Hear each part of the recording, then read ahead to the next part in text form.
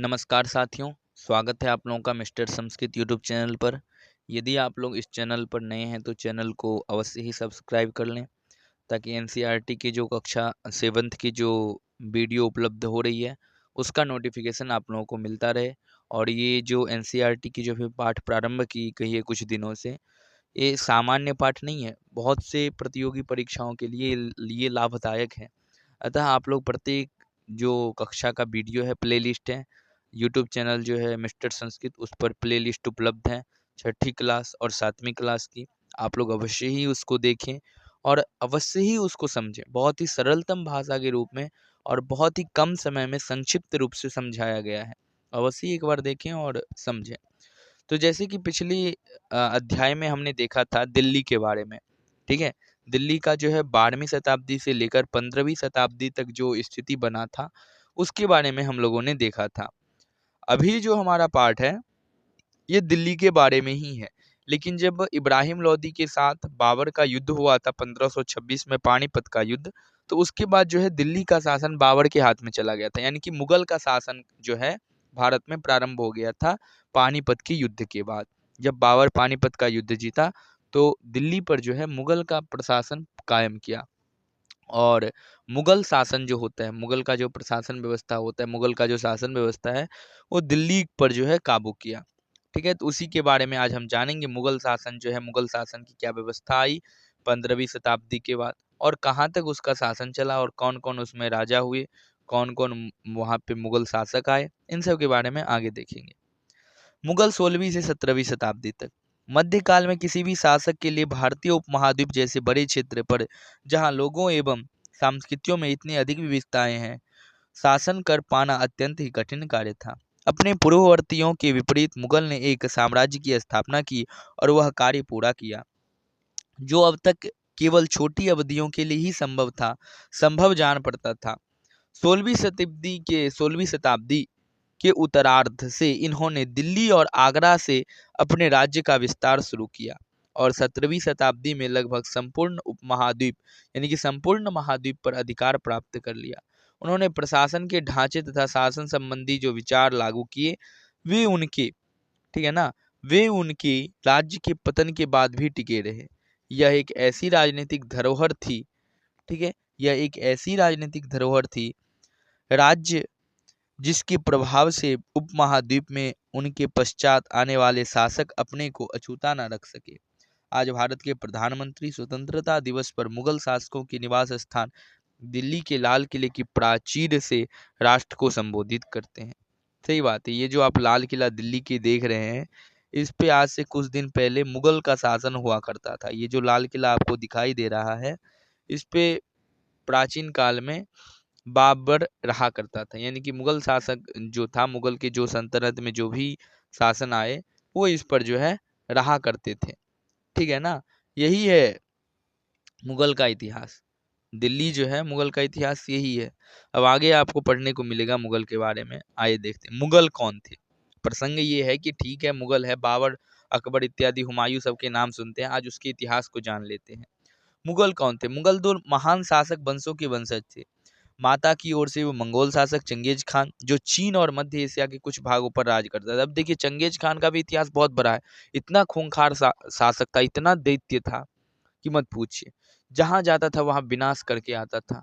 जहां जाता था, एक बार अफगानिस्तान में पता नहीं इसका किसी के साथ जरप हो गया था, अफगानिस्तान का 50% से ज्यादा जनसंख्या समाप्त करके आ गया था। कुत्ते तक को नहीं छोड़ा, कुत्ते को भी काट के आ गया था। शायद अफगानिस्तान में इसकी बेटी की शादी हुई थी और इसके जीजे के साथ कहीं पे कोई ऐसा ही मैटर हो गया था, और ये गया अफगानिस्तान। अफगानिस्तान की जनता को तो छोड़िए, वहाँ के जो कुत्ते होते हैं ना, कुत्ते तक को भी नहीं छोड़ा, काट के आ गया था। इतना ये क्रूर शासक था चंगेज खान, जो चीन और मध्य एशिया के कुछ भागों पर राज करता था, के उत्तराधिकारी थे। ठीक है, के उत्तराधिकारी थे। पिता की ओर से वे ईरान, इराक एवं वर्तमान तुर्की के शासक तैमूर, जिसकी मृत्यु 1404 में हुई, के वंशज थे। परंतु मुगल अपने को मुगल या मंगोल कहलवाना पसंद नहीं करते थे। ऐसा इसलिए था क्योंकि चंगेज खान से जुड़ी स्मृतियां सैकड़ों व्यक्तियों के नरसंहार से संबंधित थी। इसलिए यही स्मृतियां मुगलों के प्रतियोगियों उजबेगों से भी संबंधित थी। दूसरी तरफ मुगल तैमूर के वंशज होने पर गर्व का अनुभव करते थे। ज्यादा इसलिए क्योंकि उनके इस महान पूर्वज ने 1398 में दिल्ली पर कब्जा कर लिया था। ठीक है ना। तैमूर वंश का देखते हैं, तैमूर का जो काल आता है, तैमूर वंश जो है 1398 में दिल्ली पर कब्जा किया था। ठीक है ना। तो इसलिए जो है इसको थोड़ा महान मानते हैं। और मुगल जो है मंगोल को उतना नहीं मानते, क्योंकि चंगेज खान तो वहाँ का राजा था ना, इतना क्रूर था और लोगों के मन में उसके प्रति इतना द्वेष भावना था, मतलब इतना लोग डरते थे। इसलिए जो मुगल था वो अपने आप को मंगोल कहलवाना पसंद नहीं करते थे। वो अपने आप को तैमूर वंश का होने का जो है प्रमाण ज्यादा ही पसंद करते थे। उन्होंने अपनी वंशावली का प्रदर्शन चित्र बनवा कर किया।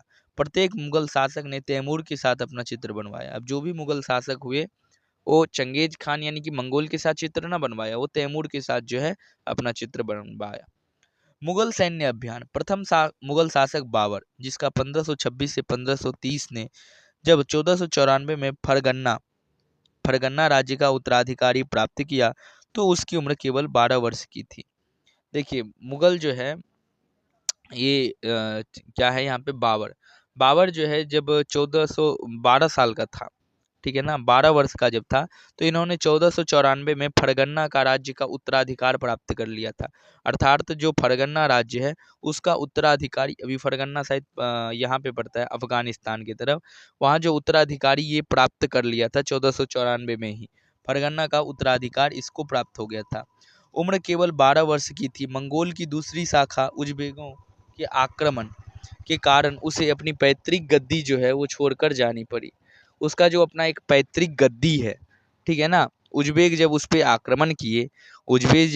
आक्रमण किए और आक्रमण करने के कारण उसे जो अपना पैतृक गद्दी है फरगन्ना, उसको छोड़कर भागना पड़ा। और भागते भागते 1494 के बाद जो है, भागते भागते वो 1504 में जो है जाकर काबुल पर कब्जा कर लिया। भटकने के बाद उसने 1504 में काबुल पर कब्जा कर लिया। उसने 1526 में दिल्ली की सुल्तान इब्राहिम लोदी को पानीपत में हराया और दिल्ली और आगरा को अपने कब्जे में कर लिया। और 1504 में जैसे ही काबुल पर कब्जा कर लिया वह, तो उसके बाद वो रुका नहीं, उसके बाद बढ़ता गया और 1526 में दिल्ली सल्तनत पर आक्रमण किया और वहाँ जो लोदी वंश के शासक इब्राहिम लोदी थे उसको पानीपत में हराकर पानीपत का प्रथम युद्ध प्रारंभ किया और उसके बाद जो है दिल्ली सल्तनत पर अपना कब्जा जमाया। ये होती है मुगल का शासन। अब देखिए भारत में मुगल जो है अपना स्थापित कर लिया 1526 से, मुगल का जो शासन व्यवस्था है वो शुरू हो गया था। प्रथम शासक कौन था? बाबर जो है प्रथम शासक था। फरगन्ना का राजा बाबर कब बना? 1494 में। उसके बाद बाबर जो है काबुल पर कब अपना अधिकार जमाया? तो 1504 में। बाबर पानीपत का युद्ध कब लड़ा था? तो 1526 में। ठीक है। और बाबर के लिए एक कहा जाता है बाबर आया, पानी पिया, खाना खाया, चाय पिया और चाय पी के चला गया। यही है बाबर का कहानी। बाबर आया, पानी पिया यानी कि 1526 में पानीपत का युद्ध किया, पानी पिया, खाना खाया, उसके बाद रुका नहीं यहीं तक, खानवा का युद्ध किया। खानवा में जो है राणा सागा, जो राजपूत राजाओं के जो एक बहुत बड़े राजा थे समृद्ध, उसके साथ उन्होंने 1527 में ठीक एक साल बाद, पानीपत का युद्ध 1526 में लड़ा, उसके ठीक एक साल बाद खानवा यानी कि भारत में ही राणा सागा जो था उनके साथ युद्ध किया और उनको परास्त किया 1527 में। फिर यहीं रुका नहीं, 1528 में चंदेली का युद्ध प्रसिद्ध माना जाता है। चंदेली में राजपूतों को हराया ये बाबर और अपना संतुलन को बड़ा करते गया और 1528 में जो है राजपूतों को हराकर चंदेल में भी विजय प्राप्त किया। इसलिए कहा जाता है बाबर आया, पानी पिया, खाना खाया, चाय पी के चला गया। और 1528 में चंदेली का युद्ध लड़ा और उसके बाद दिल्ली से जो है उसका स्थानांतरित ऊपर की ओर टिकट कट गई, यानी कि मर गया, कहने का ये तात्पर्य है। बाबर जो था वो मर गया। ठीक है। 1526 में दिल्ली की सुल्तान इब्राहिम लोदी को पानीपत में हराया और दिल्ली और आगरा को अपने कब्जे में कर लिया। ठीक है, ये सब तो आप लोगों को पता ही है। अब देखिए मुगल जो है उसका शासन व्यवस्था के बारे में यहाँ पे थोड़ा रंगीन और काले, ये ब्लू रंग में दिखा दे रहे हैं। यहाँ पे आगे देखते हैं। उत्तराधिकार की मुगल परंपराएं। मुगल ज्येष्ठाधिकार के नियम में विश्वास नहीं करते थे, जिसमें ज्येष्ठ पुत्र अपने पिता के राज्य का उत्तराधिकारी होता था। उसके विपरीत उत्तराधिकारी में शाहदयात भी कि मुगल और तैमूर वंशों की प्रथा को अपनाते थे, जिसमें उत्तराधिकार का विभाजन समस्त पुत्रों में कर दिया जाता था। अपने अनुसार उत्तराधिकार का कौन सा तरीका सही था, ज्येष्ठादेयात या साहदयात? देखिए, ज्येष्ठाधिकार और साहदयात में दो प्रकार का मुगल काल में जो है शासन व्यवस्था था। यानी कि कोई यदि मर गया है तो ज्येष्ठाधिकार में क्या होता था, यदि उसका कोई बड़ा बेटा है तो वो जो है राजा बन जाता था। लेकिन साहदयात में है कि जितने भी उस वंश के लोग हैं सभी जो है राजा के हकदार हैं, यानी कि सभी राजा कहलाते थे। साहदयात में ये होता था।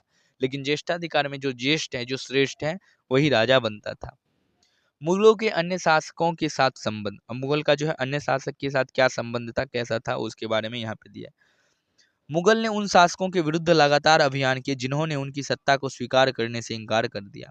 जब जब मुगल शक्तिशाली हो गए तो अन्य कई शासकों ने स्वेच्छा से उनकी सत्ता स्वीकार कर ली। राजपूत इसका एक अच्छा उदाहरण है।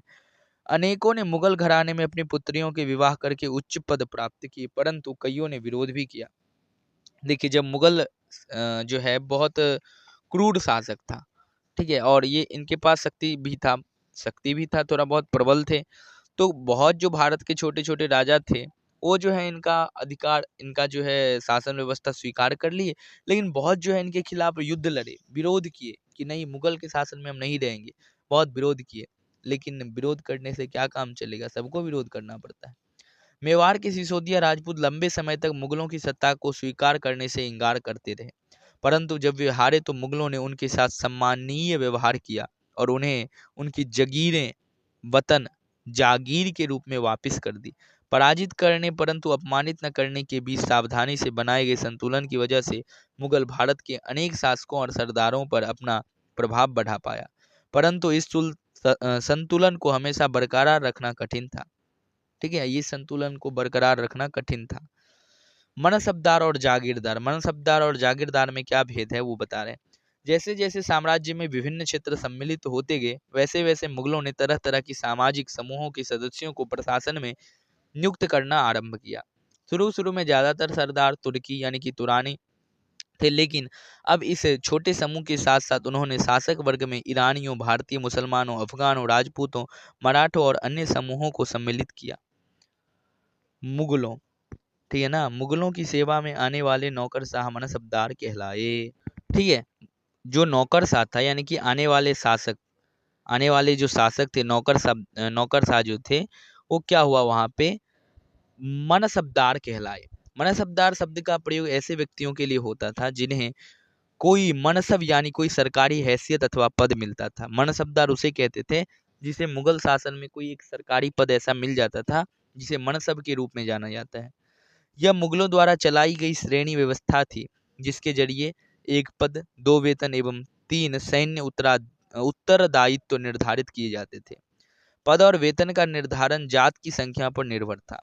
जात की संख्या जितनी अधिक होती थी, दरबार में अभिजात की प्रतिष्ठा उतनी ही बढ़ जाती थी और उसका वेतन भी उतना ही अधिक होता था।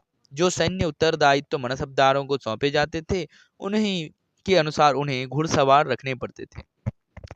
मनसबदार अपने सवारों को निरीक्षण के लिए लाते थे।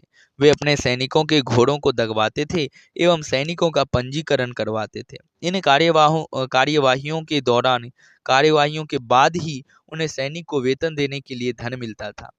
मनसबदार अपना वेतन राजस्व एकत्रित करने वाली भूमि के रूप में पाते थे, जिन्हें जागीर कहते थे और जो तकरीबन इक्ताओं के समान थी, परंतु मनसबदार मुक्तियों से भिन्न अपने जागीरों पर नहीं रहते थे और ना ही उन पर प्रशासन करते थे।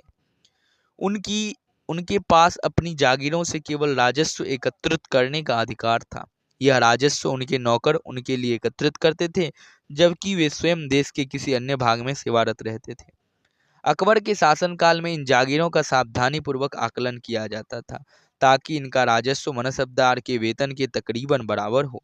औरंगजेब के शासनकाल तक पहुंचते पहुंचते स्थिति बदल गई। अब प्राप्त राजस्व मनसबदार के वेतन से बहुत कम था। मनसबदार की संख्या में भी अत्यधिक वृद्धि हुई, जिसके कारण इन्हें जागीर मिलने से पहले एक लंबा इंतजार करना पड़ता था।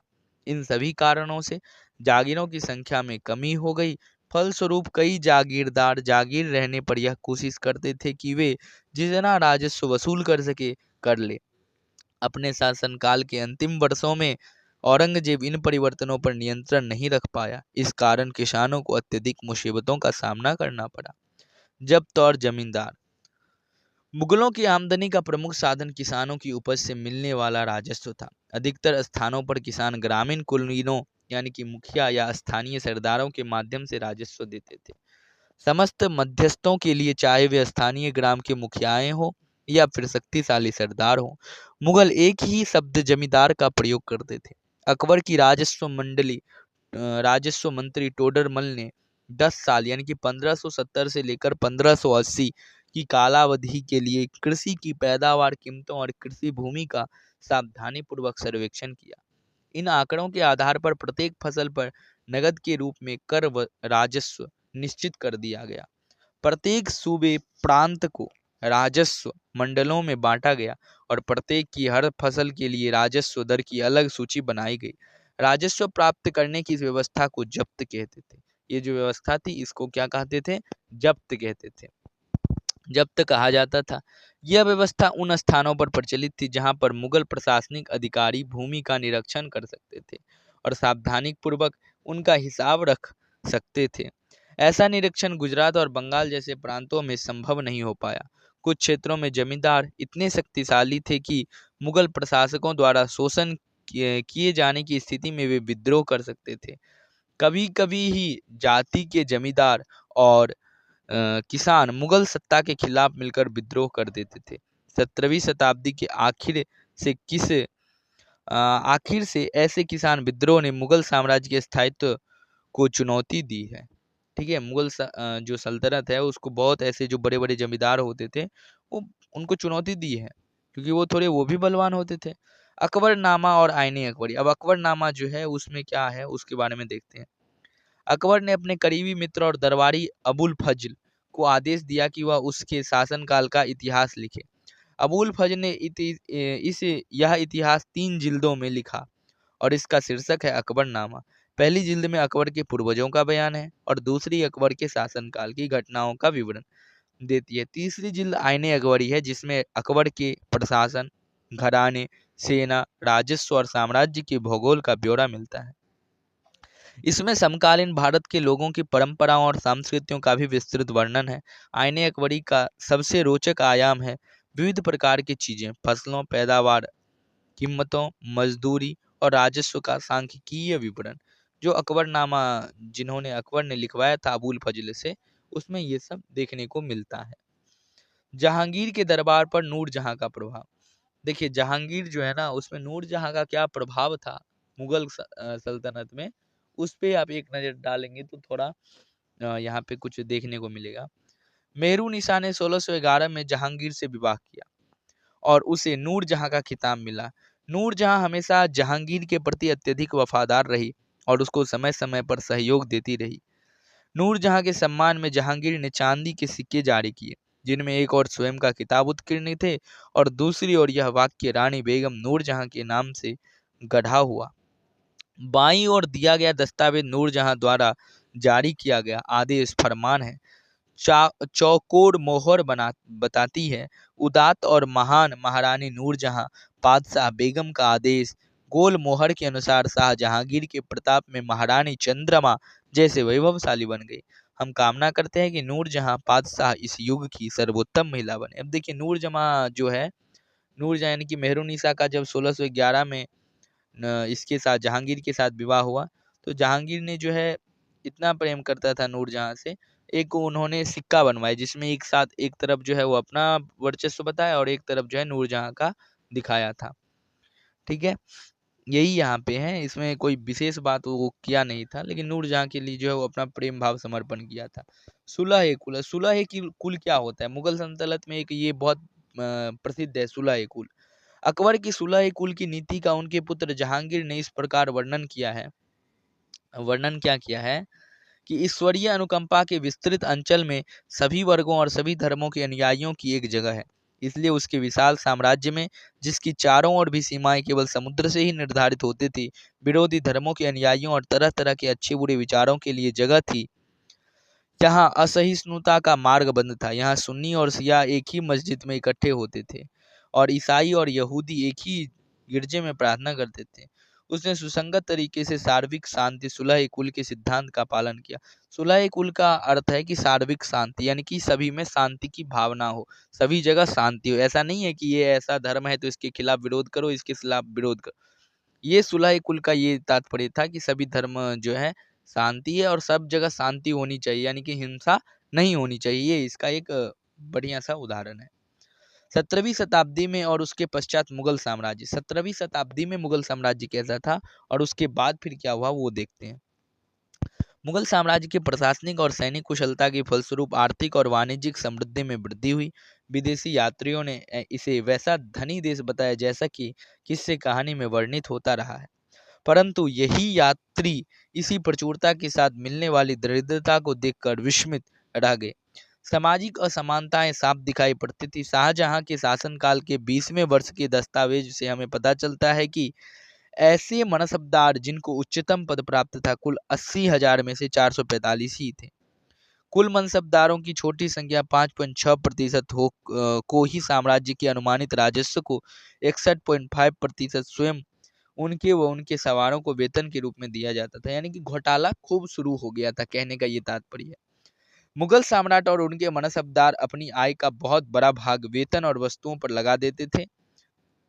इस खर्चे से शिल्पकारों और किसानों को लाभ होता था, चूंकि वे वस्तुओं और फसलों की पूर्ति करते थे, परंतु राजस्व का भार इतना था कि प्राथमिक उत्पादकों किसान और शिल्पकारों के पास निवेश के लिए बहुत कम धन बचता था। इनमें से जो बहुत गरीब थे मुश्किल से ही पेट भर पाते थे। वे उत्पादन शक्ति बढ़ाने के लिए अतिरिक्त संसाधनों में औजारों और अन्य वस्तुओं में निवेश करने की बात सोच भी नहीं सकते थे। ऐसी अर्थव्यवस्था में ज्यादा धनी किसान, शिल्पकारों के समूह, व्यापारी और महाजन ज्यादा लाभ उठाते थे। मुगलों के कुलीन वर्ग के हाथों में बहुत धन और संसाधन थे, जिनके कारण 17वीं सदी के अंतिम वर्षों में वे अत्यधिक शक्तिशाली हो गए। ठीक है। जैसे जैसे मुगल सम्राट की सत्ता पतन की ओर बढ़ती गई, वैसे वैसे विभिन्न क्षेत्रों में सम्राट के सेवक स्वयं ही सत्ता के शक्तिशाली केंद्र बनने लगे। इनमें से कुछ ने नए वंश स्थापित किए और हैदराबाद एवं अवध जैसे प्रांतों में अपना नियंत्रण जमाया। यद्यपि वे दिल्ली के मुगल सम्राट को स्वामी के रूप में मान्यता देते रहे, तथापि 18वीं शताब्दी तक साम्राज्य के कई प्रांत अपनी स्वतंत्र राजनीतिक पहचान बना चुके थे। और जैसे ही मुगल सल्तनत जो है भारत को छोड़ा और जो छोटे छोटे राजा थे अपना सल्तनत स्थापित किया, अपना साम्राज्य बनाया, वैसे ही जो है भारत में तब तक ब्रिटिश का आगमन हो चुका था। अब ब्रिटिश के बारे में हम लोग जो है 8 क्लास की जब पुस्तक पढ़ेंगे तो उसमें विस्तृत है। उसमें बंगाल का जो शासक है, ठीक है, बंगाल के शासक के बारे में है। औरंगजेब है, औरंगजेब के बारे में है। ईस्ट इंडिया कंपनी कैसे बंगाल में आई, ठीक है, वहाँ पे उसका क्या नाम है, नसीम उसका कुछ नाम है ऐसे करके, जो बंगाल का नायक था, बंगाल का जो शासक था, तो उसके बारे में वहाँ पे बताया गया। सिराजुद्दौला सब के बारे में पढ़ेंगे, कैसे युद्ध हुआ था, प्लासी का युद्ध कैसा था। इन सब के बारे में, जो प्लासी का युद्ध ही सबसे बड़ा ऐसा युद्ध हुआ था जो अंग्रेज को भारत में प्रथम जीत दिलाया था। जैसे मुगल का प्रथम युद्ध हुआ था पानीपत का, वैसे ही अंग्रेज का प्रथम युद्ध हुआ था प्लासी का युद्ध। तो इन सब के बारे में हम आगे जानेंगे, आगे पढ़ेंगे। इतिहास है, इतिहास को पढ़ने के लिए आपको पहले पुराना पढ़ना पड़ेगा, फिर धीरे धीरे नए की ओर बढ़ना पड़ेगा। तो ये इतिहास है। मुझे आशा है कि आप लोगों को ये जो अध्याय है समझ में आ गया होगा। यदि इसमें कोई डाउट है, कोई शंका है तो प्रश्न के माध्यम से पूछ सकते हैं। और यदि आप लोग इस चैनल पे नए हैं तो चैनल को सब्सक्राइब कर लें। यदि यह पाठ अच्छा लगा तो लाइक करें, अपने मित्रगणों के पास अवश्य शेयर करें। तब तक के लिए बहुत बहुत धन्यवाद।